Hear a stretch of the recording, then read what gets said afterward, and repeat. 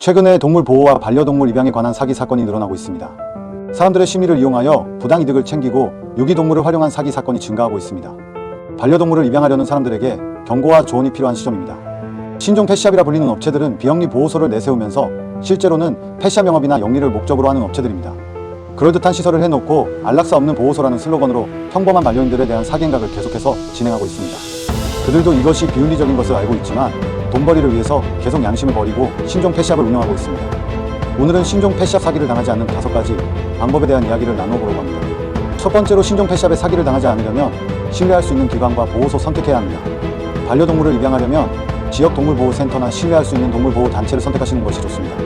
반려동물에 대한 윤리와 복지를 고민하는 기관과 보호소를 선택하는 것이 가장 현명합니다. 두 번째로 신종 펫샵 사기를 당하지 않으려면 입양 전 충분한 정보 수집을 해야 합니다. 반려동물을 입양하기 전에 해당 보호소나 기관의 이력과 평판을 조사해 보시면 됩니다. 인터넷 리뷰나 다른 입양자들의 경험을 확인하는 것이 도움이 될 수 있습니다.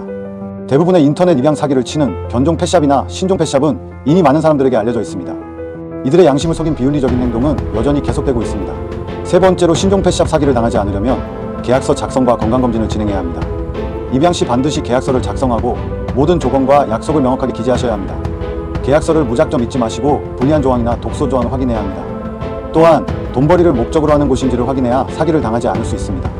특히 입양동물의 건강검진 결과를 요구하고 확인하시는 것이 정말 중요합니다.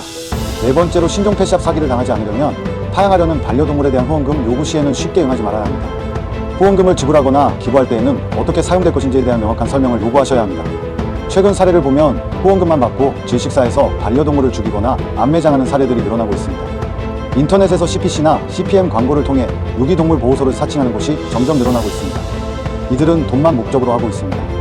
올바른 반려동물 문화하고는 아무런 관련 없이 비윤리적으로 돈벌이를 목적으로 한 곳입니다.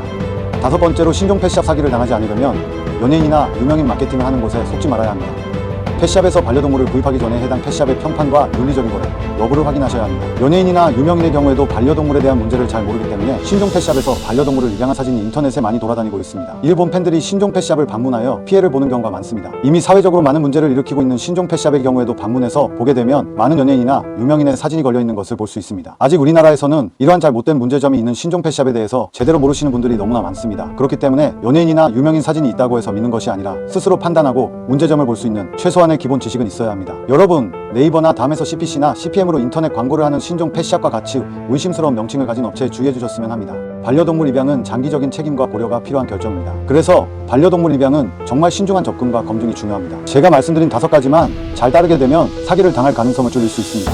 동물 보호와 반려동물 입양에 대한 사기를 방지하기 위해서 이제는 사회적인 경각심을 높일 때입니다. 사회적인 많은 관심을 통해 더 이상은 비윤리적인 신종 펫샵의 문제가 사각지대로 유지되지 않았으면 합니다.